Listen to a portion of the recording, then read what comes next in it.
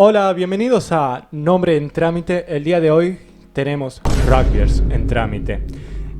Me presento, mi nombre es Lucas Ibáñez y tenemos aquí varios invitados que nos van a acompañar durante la tarde de hoy. Tenemos primero a Ezequiel Rojos. Hola, buenas tardes o buenas noches. Estudiante de abogacía. Tenemos a Federico Abril, médico psiquiatra. Buenas tardes a todos. Y nos acompaña Amparo Delgado. Buenas tardes. Voy a comentar cuál va a ser la dinámica que vamos a tener el día de hoy. Vamos a intentar retractar todo el hecho, todo el caso que conforma el caso Baez Sosa desde diferentes perspectivas. Vamos a tener a Ezequiel comentándonos la perspectiva legal, a Federico tenemos con la parte médica, nos puede tirar algunos datos interesantes, y finalmente nos va a acompañar a Amparo con la parte sociológica. Voy a comenzar redactando lo que vendría siendo los hechos. Voy a comenzar con la víctima, Fernando Baez Sosa, proveniente de la provincia de Buenos Aires, nacido de dos padres inmigrantes argentinos provenientes de Paraguay, contaba con 18 años el día de los hechos, el año 2020.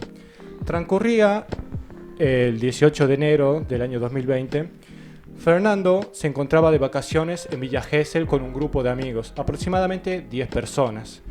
Y a su vez, en la misma ciudad turística se encontraba lo que vamos a llamar el grupo de los rugbyers, conformado por 8 personas, si no me equivoco. 10 en total. 10 rugbyers en total.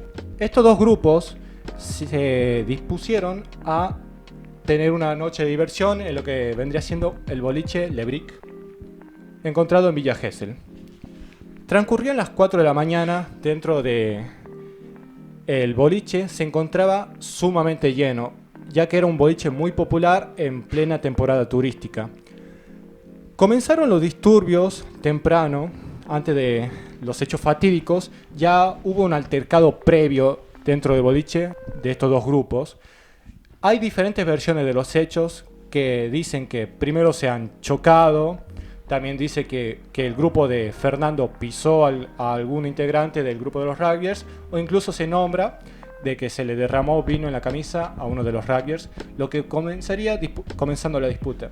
Es algo irrelevante. Al final y al cabo, las tres situaciones son cosas pequeñas como para comenzar una disputa de los niveles a los que llegó. Bueno, comenzó una primera pelea dentro del boliche entre los dos grupos, la cual fue rápidamente detenida por el equipo de seguridad. Finalmente, los dos grupos fueron expulsados del boliche por diferentes entradas para que no darles privacidad, para que se agarren a los golpes en lo que vendría la salida. Transcurrían las 4:44 minutos de la mañana. Fernando Baez Sosa se encontraba saliendo del boliche, cruzó y procedió a comprar un helado. Y estaba con su grupo de amigos tranquilamente en la calle al frente del boliche. Posteriormente, 15 minutos tras la expulsión de los rugbyers, llegan en manada a atacarlos por la espalda a Fernando Baez Sosa. El acto duró aproximadamente unos 50 segundos, donde algunos de los rugbyers se encargaron de perimetrar haciendo un cordón humano para evitar que la gente se meta en lo que vendría siendo la pelea, y de forma numerosa se han encargado de realizar una patoteada, como decimos aquí, a Fernando Baez Sosa. Fueron 50 segundos, los cuales fueron totalmente salvajes y acabaron con la vida de Fernando por una hemorragia cerebral y un paro cardíaco en base a los traumatismos que les produjo, principalmente patadas en la cabeza y los diversos golpes que fueron propinados.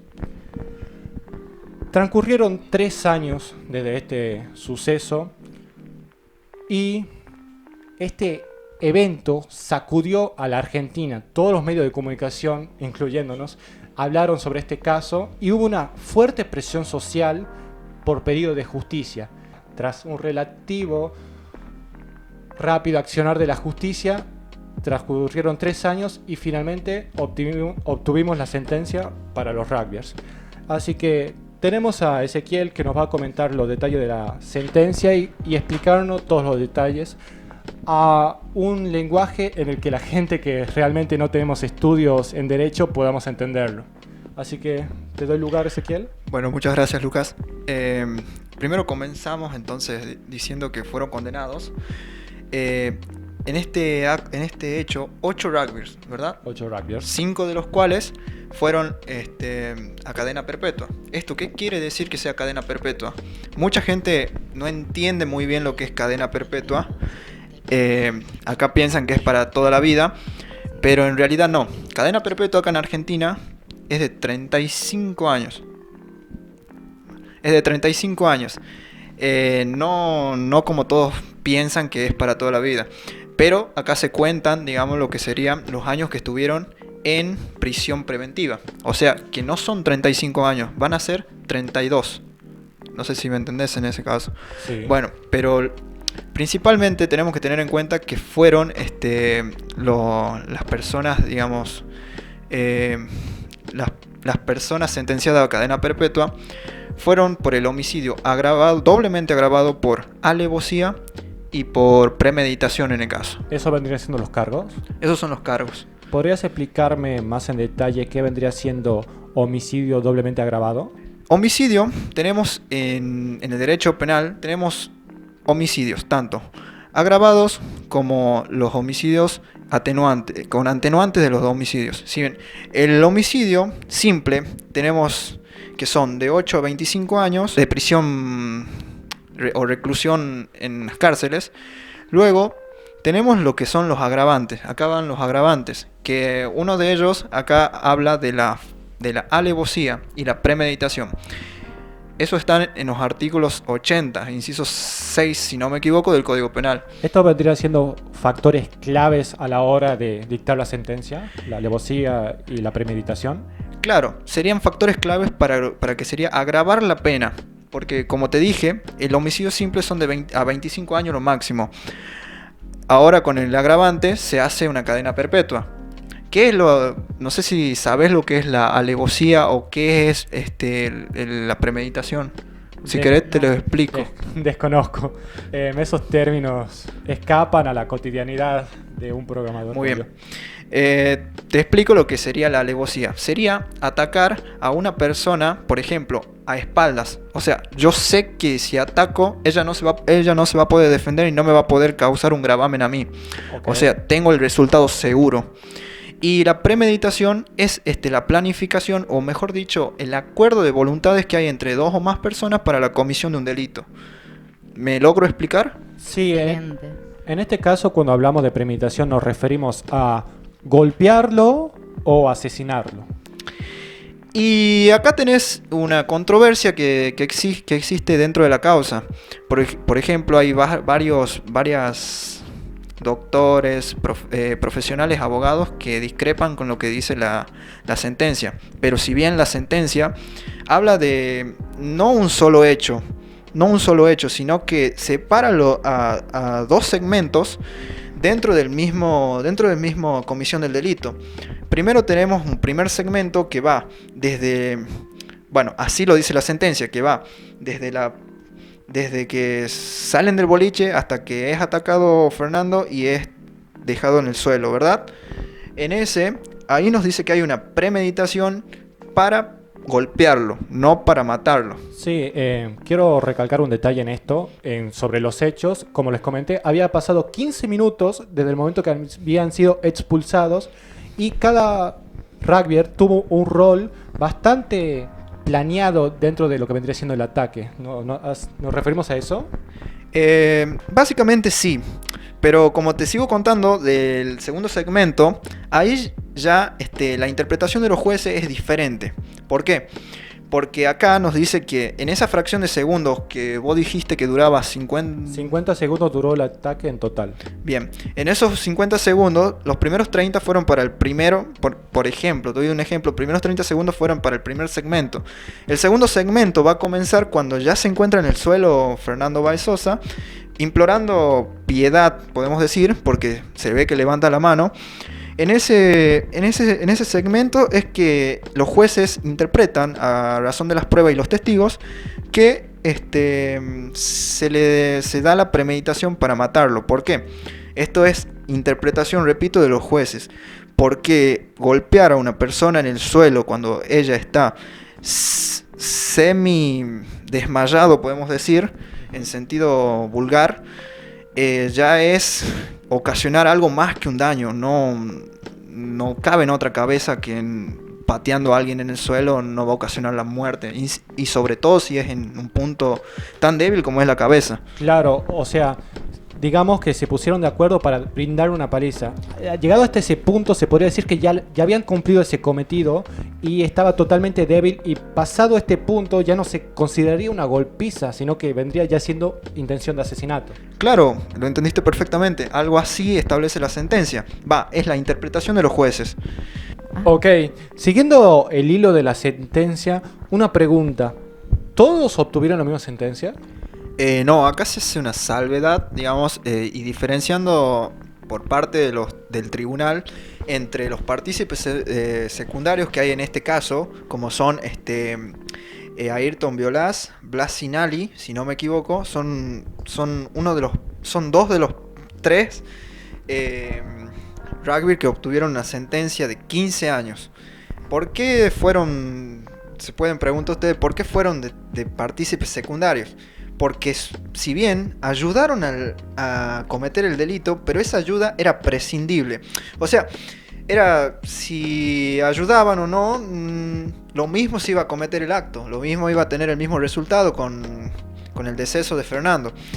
Pero bueno, ¿qué más puede ser? Podemos decir que la sentencia que obtuvieron es menor porque el delito que han cometido era menor, de menor gravedad. El hecho de ser colaborador en un asesinato no es lo mismo que ejercer el asesinato. Claro, no es lo mismo. Ahí estamos hablando de una autoría mediata, como serían los autores, como son Pertossi, Thompson, que son los más nombrados, que ellos tuvieron la perpetua. Sí. Ellos solamente colaboraron, apoyaron desde su posibilidad, podemos decir, de hacer cordón, el cordón ese tan famoso cordón que hablan en todos los medios, para que la gente no pase a ayudar a Fernando. No son los que golpearon directamente en el piso a Fernando, obviamente. ¿Te puedo hacer una pregunta? ¿Todos los juicios son así de rápido? Porque he escuchado casos de que se pide justicia décadas, sin embargo, este caso fueron únicamente 3 años.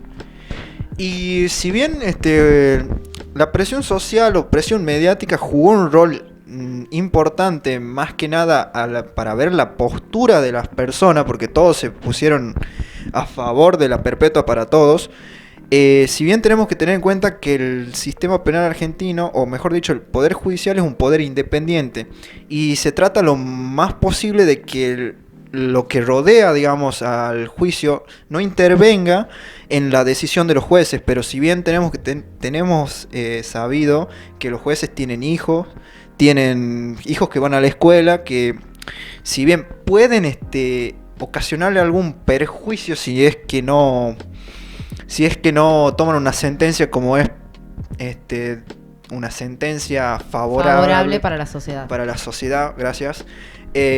Puede que sufran algún perjuicio, pero lo importante es saber que esa posibilidad existe, pero en este caso no, porque es tan sencillo como ver las pruebas y los testigos que hay en el caso de por qué se hizo tan rápido.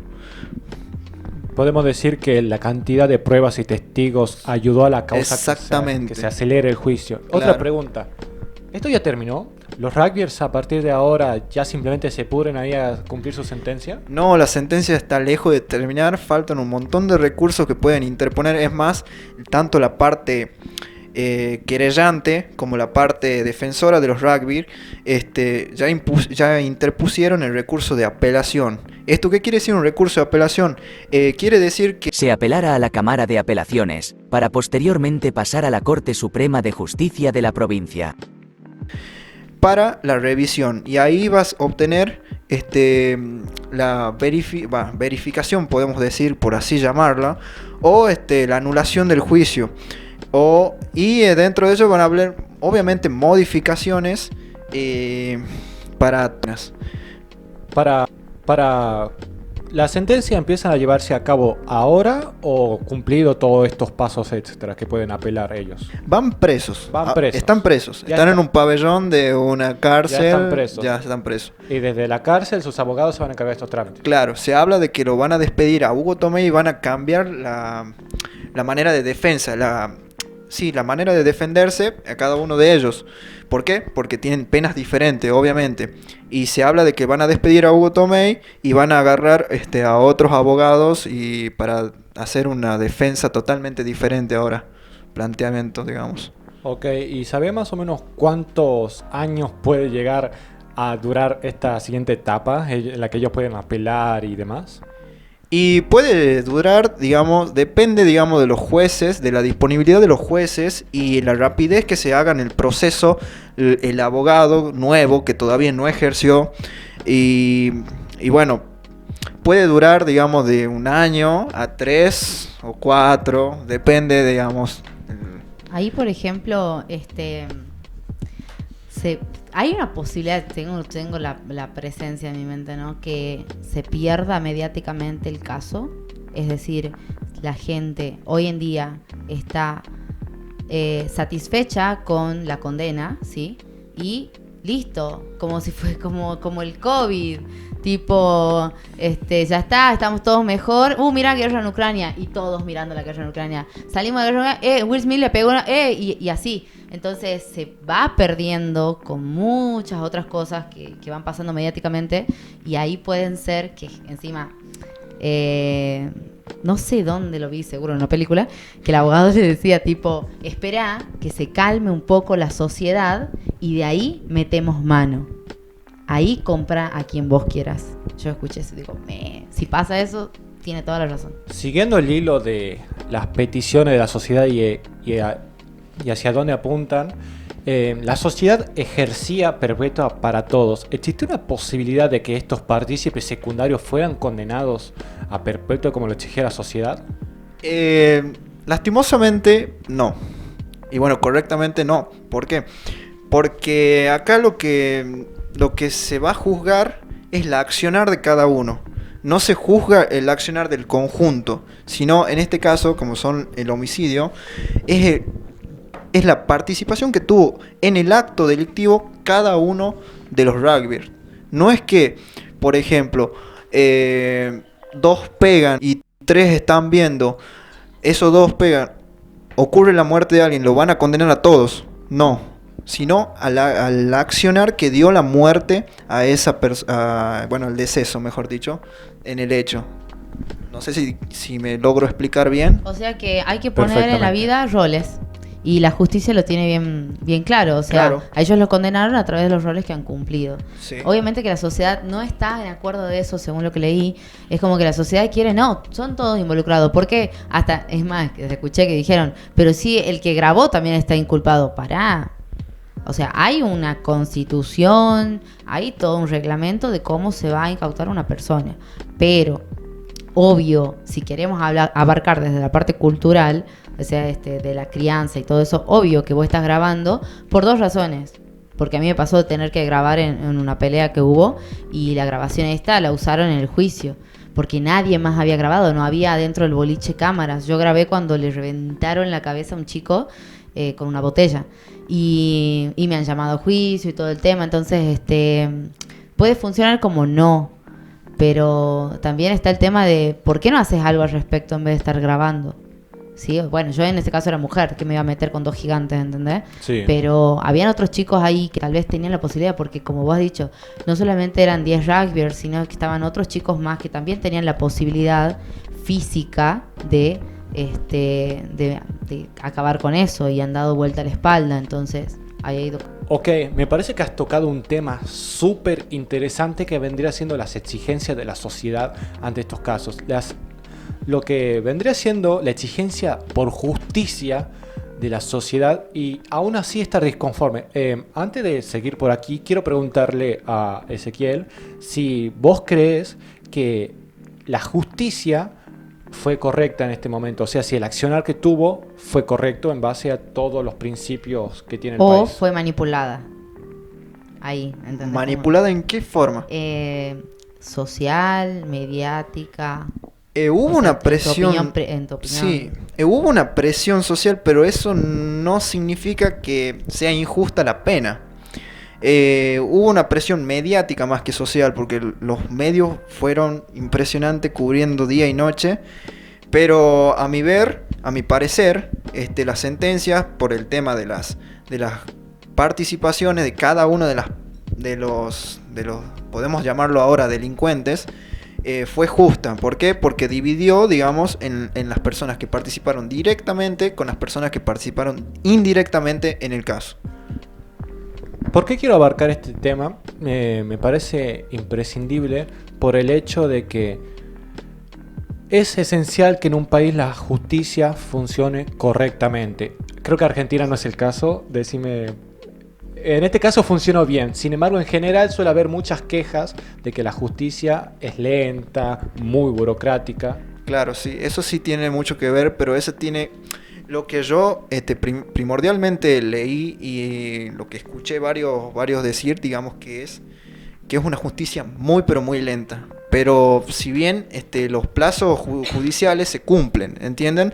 Cada proceso que hay dentro del poder judicial tienen determinados plazos para poder presentar, pero muchas veces esos plazos son demorados ¿por quiénes? Por los abogados. O sea, depende del abogado que vos tengas y la presión que ejerce ese abogado en tu causa para poder accionar o poder no me sale muy bien la palabra, pero para hacerlo avanzar, meter presión y hacer avanzar el proceso, tiene que ver mucho la actividad del abogado mismo.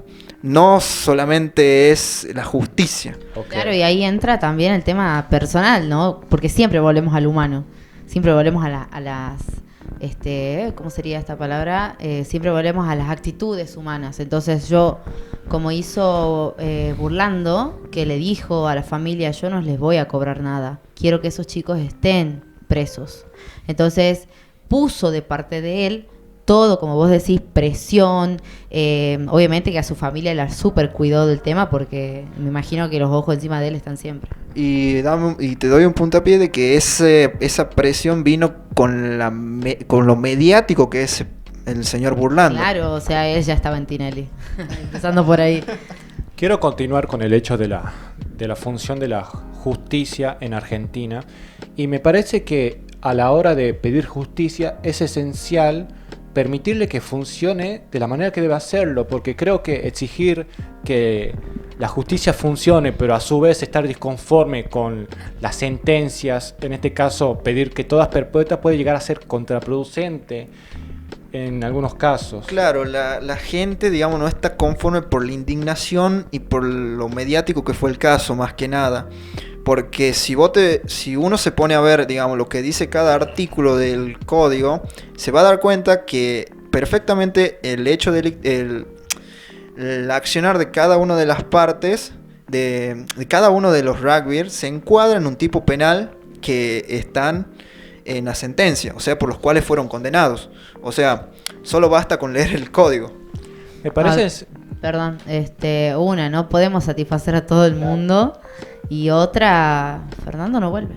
Claro. Fernando no vuelve, o sea lo que sea que pase de acá en adelante, el hecho está, como diría mi abuela, y lamentablemente no podemos satisfacer a todo el mundo. La justicia actuó para mí perfectamente, y los medios también. ¿Qué va a hacer? Me parece esencial para la sociedad que, en el caso de que me estén escuchando, que puedan hacer una autocrítica con este tipo de peticiones que se hacen y que intenten ser un poco más objetivos y no pensar tanto desde la emocionalidad. Porque, a ver, juguemos un juego de situación. Les quiero dar un ejemplo de cómo la perspectiva y la emocionalidad hace perder la objetividad a la hora de pedir justicia, cosa que puede ser engorroso y generar perjuicio. A ver, digamos pasan 35 años, Máximo Thompson, así se pronuncia el apellido, Thompson, sale de la cárcel y quiere festejar y se va a un boliche. A la salida del boliche salen y lo patotean de tal manera exactamente igual a como lo hizo él con Lucio. Fernando. Fernando. Corte. De tal manera igual a como él lo hizo con Fernando. La gente que mate a golpes a Máximo sería considerada por la sociedad héroes, ya que estarían satisfaciendo su necesidad de justicia entre comillas, que yo la denomino más como una venganza.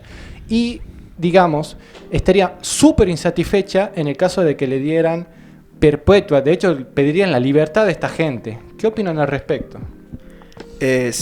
Para mí, digamos, o mejor dicho, para el derecho penal, que en Argentina es un derecho penal de acción, o sea, lo que juzga es la acción, no la persona. Lastimosamente, digamos, no lastimosamente, ¿verdad? Va a ser lo que sería la misma pena para ellos. ¿Por qué? Porque hay, digamos, como te dije... ¿Un principio? Hay, los principios, el principio penal que es de acción, lo que se juzga, si bien, vuelvo a repetir, disculpen, el accionar de cada una de las personas. Y por lo tanto va a encuadrar lo que sería un homicidio agravado por alevosía, si se da en el caso de que sea igual. Si no, puede haber otro homicidio simple. Sucede ahí que ay, Dios, es que me toca mucho el tema. Resulta que en esa parte donde vos dividís, ¿no? Los dos ataques, ellos ya estaban bastante acostumbrados a eso. O sea, tenían antecedentes en la secundaria, antecedentes donde lograron hacer que expulsen a una chica que se tropezó con ellos. Ay, Dios, me dio escalofrío porque la chica lo explicó así. Yo me tropecé en la escalera y no me acuerdo si fue Thompson, le agarró la cabeza y le reventó contra la pared y hicieron que ella fuese expulsada de la escuela.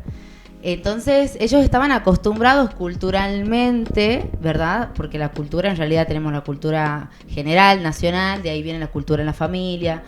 La cultura en su familia era salirse con la suya, culpar al resto, no hacerse responsables de eso, lo cual también lleva a que cuando ellos empezaron a jugar rugby, en los bautismos, en las fiestas que hacen internas, llegaba el entrenador, suponiendo que sea una autoridad,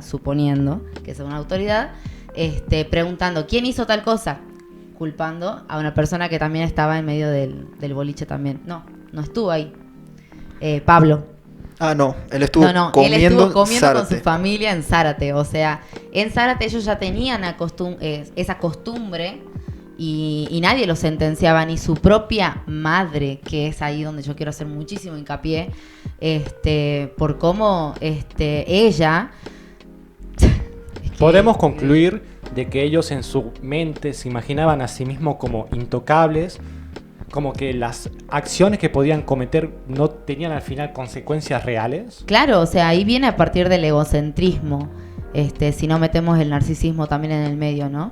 Es algo que para mí la cura de eso, no sé, lo dirán. Por favor, es muy necesario hablar de ese tema porque yo había leído también un psicólogo que hablaba sobre el narcisismo y decía de que realmente no tiene cura a no ser de que esa persona se haga consciente, pero es muy difícil que un narcisista sea consciente de lo que está haciendo, el daño que está causando. Exacto. Entonces ellos nunca jamás fueron conscientes porque ellos vivían en ese entorno. Sus padres le decían, no, tranquilo, ya culpamos al otro y vos salís ileso. Estamos entrando en el terreno de intentar ponernos en los zapatos de los rugbyers, poder llegar a imaginar cómo es que se te puede ocurrir la idea de tener este accionar. O sea, porque no es normal salir a un boliche y tener ganas de hacerse cagar. Esa violencia no es normal. Según leí, ellos tenían el hábito de, como grupo, manejarse de esa forma cada vez que salían un fin de semana. Tenían como hábito golpear a alguien. Eso lo dijo su entrenador. No, miento, no fue el entrenador, fue el dueño del club.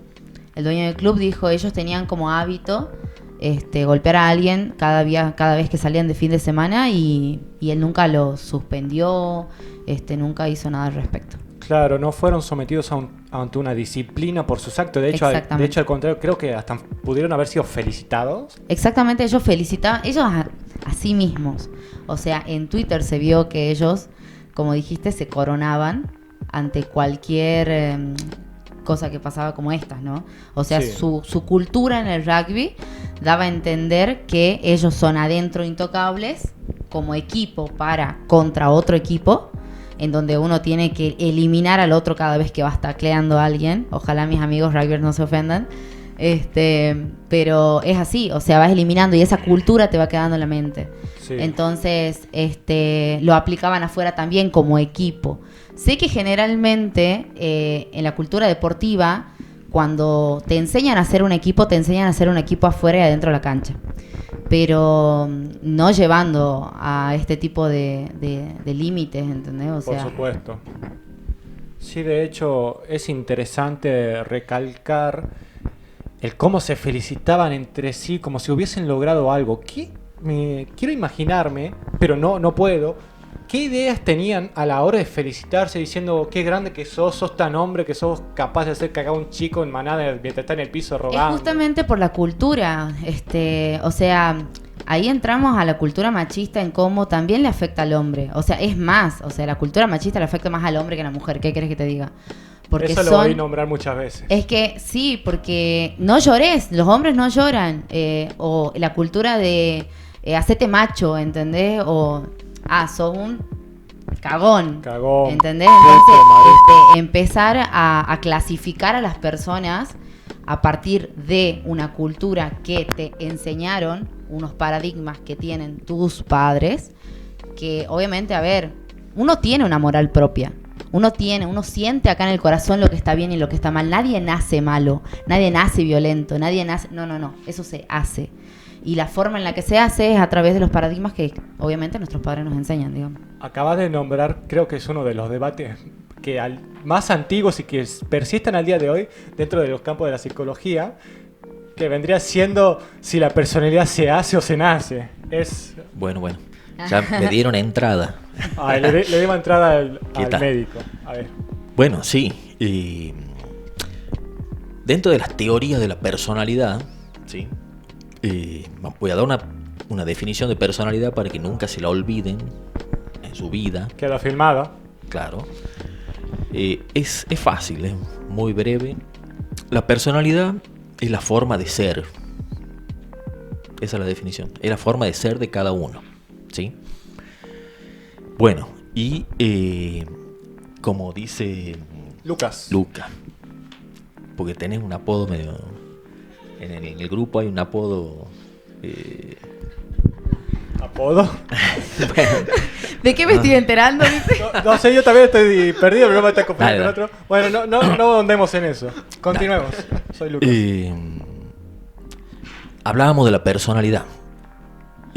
Hay obviamente factores innatos, hereditarios, como orgánicos, vendría a ser, como genéticos, como que uno los hereda, ¿sí? Lo vemos, por ejemplo, hasta en los animales. O sea, no es lo mismo...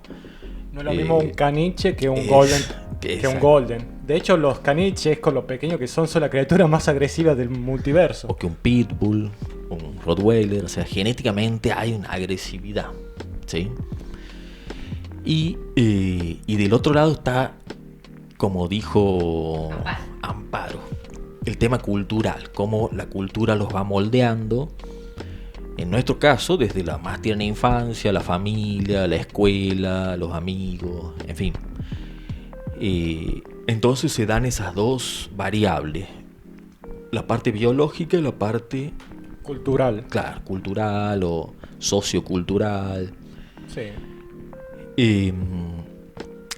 La personalidad... no hay, digamos, bueno... No termina de formarse en forma abrupta a una determinada edad.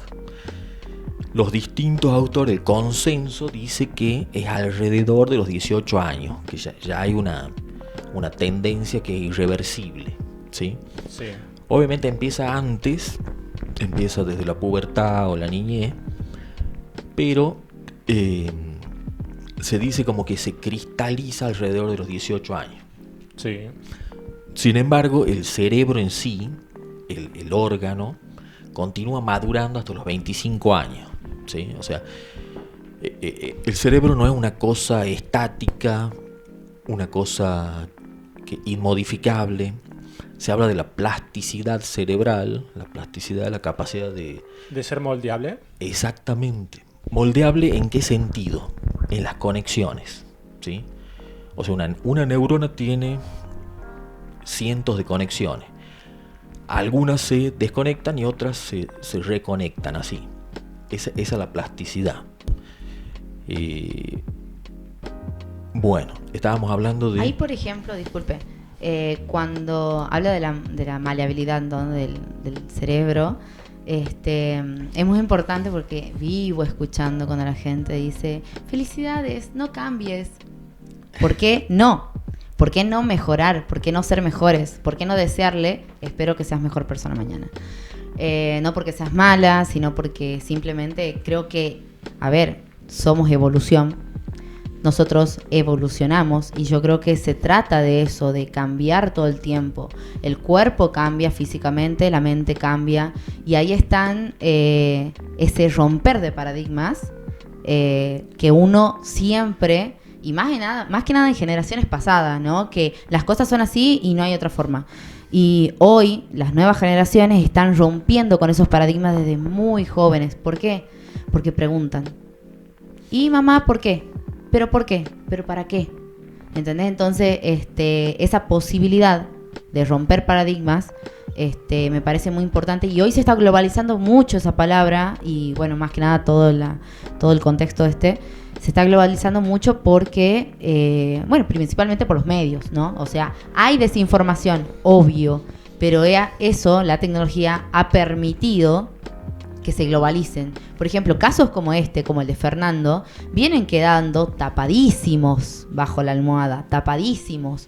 Pero hubo algo mediático en el medio que logró que la gente, los medios sociales y todo, estén preguntándose. ¿Entendés? Desde acá hasta Tierra del Fuego, la gente se enteró del caso, la gente se enteró de lo que estaba pasando. Fue increíble. Y claro, o sea, y hasta gente de otro país, en Uruguay, en Chile, se enteraron del tema. Se enteraron gracias a los medios. Y eso hace, para mí, en mi opinión, que la gente está un poco más abierta. ¿Puede ser? Sí, quiero terminar la idea aplicado al caso Baez-Sosa, ¿sí? Como para cerrarlo. A ver, en este caso se dio un caldo de cultivo, un conjunto de factores que llevaron a este trágico desenlace, ¿sí? Un grupo de adolescentes, 18 años, recién decíamos de la maduración. Hay características comunes a todos los adolescentes y características particulares de este grupo. Las características comunes serían: son inestables, son impulsivos, tienen un fenómeno de masificarse, de actuar como grupo, ¿sí? de la pertenencia al grupo. Es muy, muy importante para ellos pertenecer, ¿sí? La cuestión impulsiva tiene que ver con no pensar, o sea, actuar antes de pensar. Después se arrepienten, pero ya han actuado, ¿sí? Digamos, la parte emocional pesa más que la racional, ¿sí? En el adolescente. Se ve en distintos casos, por ejemplo, los suicidios adolescentes por rupturas amorosas, o, en fin, distintas situaciones por el estilo. Podemos decir que su mente procesa las cosas de otra manera, llegando a ser incluso hasta más extremista. Sí y sí. Las primeras experiencias en la adolescencia son muy intensas, muy, muy emocionales. A ver, ¿quién no se acuerda del primer enamoramiento? Todavía no lo Un olvido. trauma. Todavía Puro no- trauma, Todavía por no lo Dios. olvido. Trauma de bloque. Todavía no lo supero, dice. Me voy a poner a llorar, chicos, disculpen, corte, nada, mentira. Bueno, las primeras experiencias y en esta etapa son muy intensas, muy emocionales y como les digo, no se aplica la racionalidad. O sea, podemos decir de que cuando decimos que perdí la cabeza por vos, puede llegar a ser hasta literal.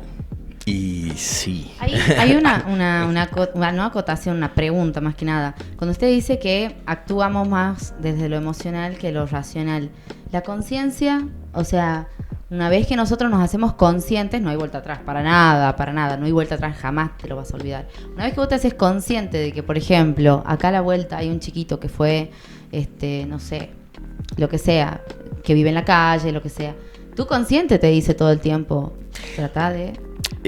Hay distintas, digamos, definiciones de conciencia. Vos creo que te estás refiriendo a la conciencia, digamos, de... El angelito bueno del hombro. Eso, la que te voz de la dice. conciencia. Tengo 16.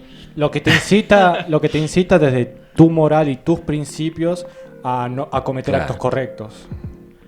O La lo que co- vos la consideras conciencia. Más que nada, el moral, yo lo que dice el corazón, como toda adolescente que soy todavía, existe esa intuición en la que vos decís, esto siento que no está bien lo que estoy haciendo. Esa conciencia me refiero. Claro. Pero discrepo de la conciencia. Yo creo que esa se va formando la conciencia. Claro. uno. Sí, la pregunta era si es que al ser adolescente, ¿verdad? Hasta los 25 años que dijimos. En ese lapso de tiempo, una vez que nos hacemos conscientes, no de lo que está bien o mal, o lo que yo siento que está bien o mal, ¿no tiene que ver con la maduración? ¿O es una evolución bastante pesada? En parte sí. Tiene que ver, mucho tiene que ver con la educación. Vos lo mencionaste recién, el tema cultural, familiar. Claro. Provienen de familias que no han puesto límites, que al contrario han estimulado ese... Dichos comportamientos. Exactamente, salirse con la suya, ser impunes, en fin. Sumado, volviendo al tema de los rugbyers, estos chicos son adolescentes, impulsivos, inmaduros. A eso le agregamos un ingrediente al caldo que estamos preparando, que es alcohol etílico en gran cantidad Noche en un boliche. Dudo que sean gente que tomen agua en el boliche. y posiblemente otras sustancias. No tengo los detalles de los exámenes toxicológicos ni nada, pero posiblemente haya habido qué sé yo, marihuana, éxtasis, no sé, distintas sustancias, cocaína, ¿por qué no?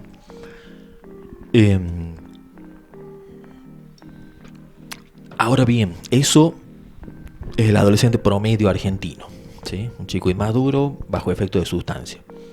Le sumamos los rasgos de personalidad de este grupo específico, rugbyers. Que sí, vos dijiste recién un rasgo que es el narcisismo. Esos son rasgos de personalidad de lo que se llama una personalidad antisocial o psicopática. No hacerse cargo de lo que produce, o sea, son irresponsables, son mentirosos. De hecho, se puede considerar que para ellos mismos son el centro de su universo y el mal que ejerce no lo ven como malo y solo les importa el mal que ellos sienten que le hacen. Sí. Ay, perdón, me hacen acordar a mi ex. A ver. Volviendo a los sets para vos. Bueno, no quiero que se malinterprete porque seguramente va a haber rugbyers o ex-rugbyers mirándonos. No es que por ser rugbyers sos un psicópata. Pero sí, tenés un físico privilegiado. Tenés, en la adolescencia esa costumbre, es tan aburrido, bueno, aquí vamos a buscar pelea, ¿sí? Eso pasa, no lo va a negar nadie. El tema de los bautismos que se mencionó también.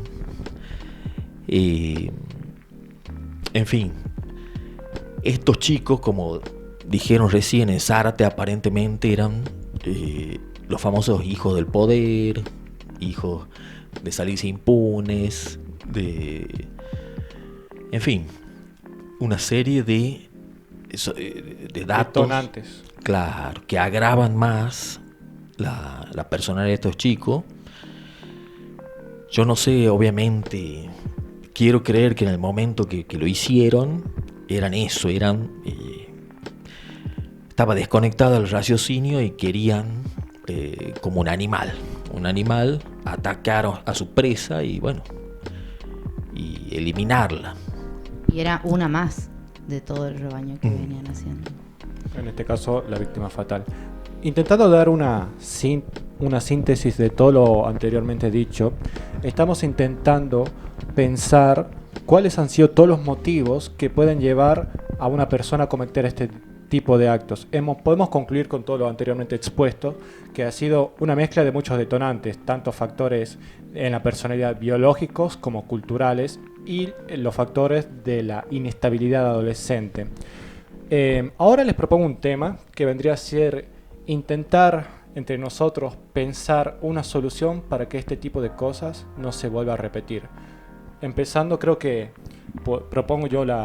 creo que la educación, porque anteriormente hemos visto que mucho tiene que ver el entorno en el que se encuentran, los valores que se le inculcan, y sobre todo en esta etapa de adolescencia en lo que se forja, ¿está correctamente dicho? Se forja la personalidad de los mismos. ¿Qué opinan al respecto? Primero las damas. ¿Qué educación? A ver, yo siempre hago hincapié en muchas cosas realmente, pero principalmente me he dado cuenta de la tecnología. Más que nada porque, bueno, a ver, un día mi hermano más chico me dijo, no, desactivé el Instagram, obviamente el WhatsApp no, pero esto y aquello, porque hay mucha desinformación, prefiero yo ir al psicólogo, que no sé qué.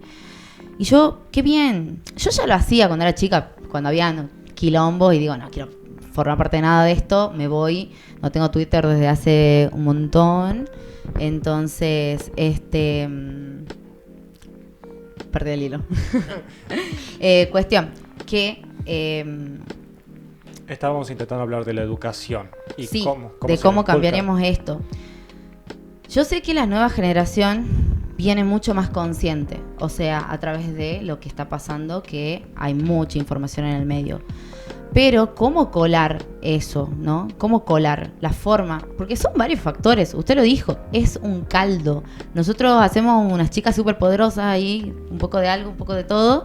Y añadieron realmente, el ingrediente X. Te juro. La fórmula X, pero que es Serraki. Para mí no. Agresividad. Pero la principal, a ver, hay chicos, la principal es la familia, ¿entienden? O sea, la principal es ¿a quién vos estás criando? ¿Por qué tenés un hijo? ¿Para qué tenés un hijo?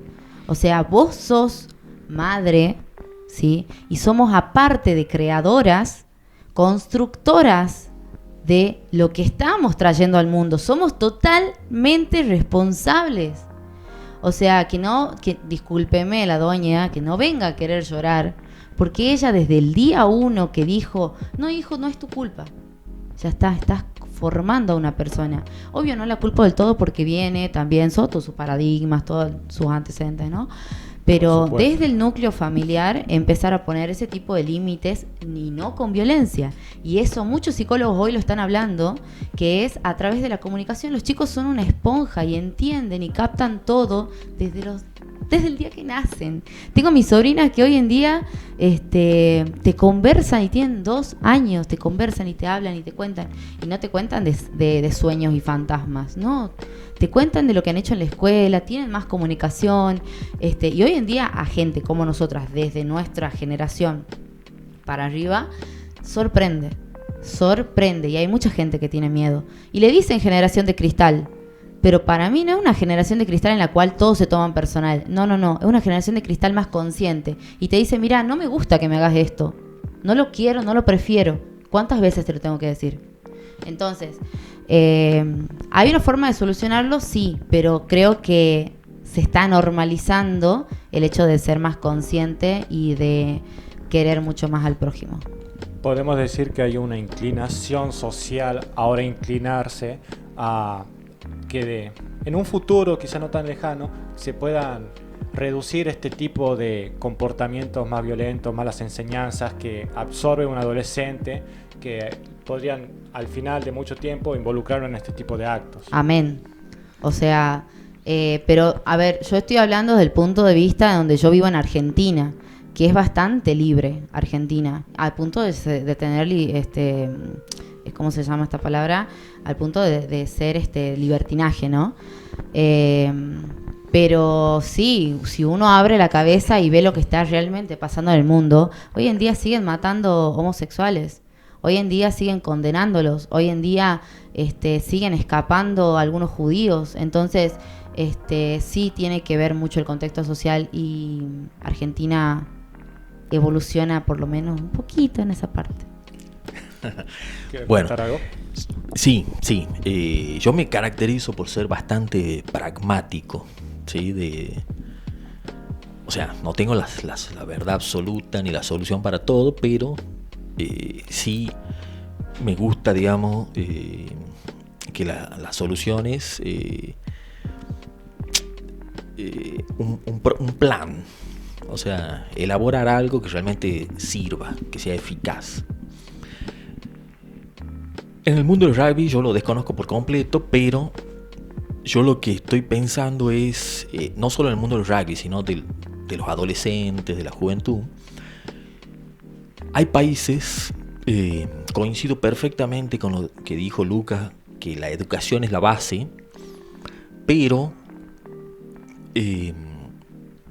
una educación, digamos, un protocolo que ya esté probado, ¿sí? ¿A qué me refiero con esto?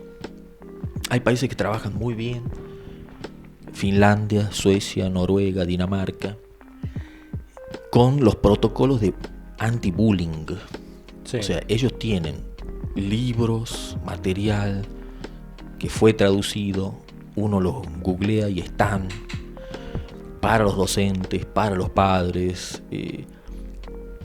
Lo podría tomar un entrenador de rugby, o en los clubes, la gente responsable, y aplicarlo a su población, que son los jugadores. Sí. O sea, es simplemente copiar y pegar y adaptarlo a la situación del club, pero la base está ahí. Sí, hay países... Sería como incluir la educación emocional en las escuelas, o sea, y a partir de eso, porque a ver, es muy difícil que vos vengas modo evangelista y le quieras dar un libro a una familia, pero a partir de dictar, como dice usted, claro, el gobierno, meterse en la educación de una forma positiva, ya cambia la familia también. En realidad esto no solo debería ser para los clubes de rugby, debería ser para todos los colegios secundarios, ¿sí? Y incluso los últimos años del primario. No es algo pasivo, no es que se le da el material y que ellos interpreten cualquier cosa. O sea, son talleres coordinados por alguien que esté capacitado, talleres específicos de bullying para prevenir el bullying. Como que se incluya en la pedagogía, Sí. que todos los maestros entiendan que esté como una materia nueva eso, ¿no? Sí, cuando sí, lo vayan a estudiar. Así que eso, ahí está. O sea, no hay que hacerlo, hay que ponerse las pilas y hacerlo, y dejar de guitarrear algo. Sí. Una característica argentina es el relato en todos los niveles, en todos los sentidos. Así que sí, ya... Ahí, en realidad no se me acaba de ocurrir, ya lo había perdido en un momento. Yo tenía como que, a ver, los rugbyers no son personas inadaptadas, es más, son personas que están adaptadas a un contexto social, a una crianza, donde los educa con esa masculinidad, ¿verdad? De ser el que toma las riendas de todo, digamos. O sea, soy el violento, soy el que... Pero eso no los excusa, porque son personas con recursos ¿verdad? Son personas que han tenido los recursos para tomar una decisión sobre sus vidas. Entonces es como que ahí entraría la parte esta, no sé si patológica, o desde qué punto de su crianza fue que se rompió algo ahí. Bien, estos protocolos de bullying, ¿qué es lo que, a dónde apuntan? A que no se masifique. Siempre va a haber el bromista, el burlista, como por ahí se dice, el que inicia el acoso, el bullying, el maltrato, la pelea. El tema es que se prenda el grupo, ¿sí? Claro. Si hubiera sido, qué sé yo, Thompson como el cabecilla supuestamente, y los otros decían no, y le daban la espalda y se iban, no pasaba. O sea, eso está pasando. En los talleres de bullying se trata de eso, de que los otros chicos no acompañen el maltrato del cabecilla, digamos. Esto vendría a afectar la perspectiva que llegan a tener o la opinión acerca de una persona que tenga estos comportamientos de bullying. Por ejemplo, dejar de verlo como el chico malo, el chico cool, como le dicen en las películas, y empezar a verlo como un pelotudo, que es lo que realmente es. Exactamente. Bueno, Rojos, ¿querías aportar algo recién? No, que también concuerdo con vos que primeramente necesita los valores. Primero, para erradicar, digamos, esa violencia que se ve, primero tenemos que como dijo Amparo, tenemos que empezar desde la casa. Porque parece ser, y conforme a lo que declaró la mujer esta, la madre de Thompson, como que no le pone límites, nunca le puso un límite y terminó así, y ahora echando la culpa hacia la prensa. No sé si ustedes escucharon eso, de que toda la culpa era de la prensa, nunca Sí. siendo un mea culpa de por qué llegó a esa posición mi hijo, ¿entendés? el paso 1 para buscar una solución a los problemas es reconocer la causa del problema, que en este caso vendría siendo uno mismo. Y sí, más que uno, sí, uno mismo, la mala verdad que sí, crianza. la mala crianza, sí. En resumen, Porque mala también crianza. está la crítica propia, ¿no? O sea, desde muy chicos, o sea, es obvio que a ellos lo han criado violentamente, que el padre fue violento, que la madre fue violenta. Es obvio. ¿Por qué? Porque un niño sabe que eso está mal, porque duele que te peguen. O sea, sabés que no está bueno eso. Entonces, vos decís, no, está mal eso. No, yo tengo una autocrítica. Yo entiendo que eso tiene un límite. Y ahí aparece el amor propio, aparece esa autonomía, aparece los límites. Hay una frase que siempre dicen que cuando uno pone límites, entiende que quiénes son las personas que están a tu lado, porque las personas que se van cuando empezás a poner límites son las personas que se abusaban de que no lo tenías. Entonces, también está eso de poner límites, de que los escuchen, o sea, y en todo, ¿no? Ya sea en los clubes de deportivos, en la familia, en la educación, hasta en los hospitales. No quiero hablar de ese tema, de Lucio, Ay, pero... Eso lo tocamos en otro podcast. En otro podcast, sí. Porque es bastante largo. Y voy a llorar en el medio. Tenemos muchos factores a hablar en ese caso. Lo que- Infuncionalidad y bueno. Sí, en el caso Lucio se ve más la psicopatía. Sí. Son perversas las asesinas. Síganos para la parte 2. Bueno, chicos, ya hemos cumplido el horario. Ha sido, creo que, una tarde no productiva, súper productiva, y se me hace que las conclusiones a las que hemos llegado son excelentes. Resumiendo, todo vendría a solucionarse con una correcta educación e intentar eliminar costumbres tóxicas que tiene la sociedad y a través de la cultura se terminan absorbiendo por adolescentes, los cuales son tan moldeables y influenciables también, otra palabra que se va a sonar. No sé si tienen algo más que aportar. La sociedad acierta todo eso.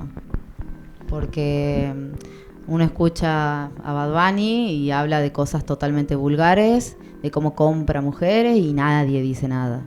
Entonces, ahí está, es más, lo vas y lo cantás. Vas De y hecho- acertás que eso está bien.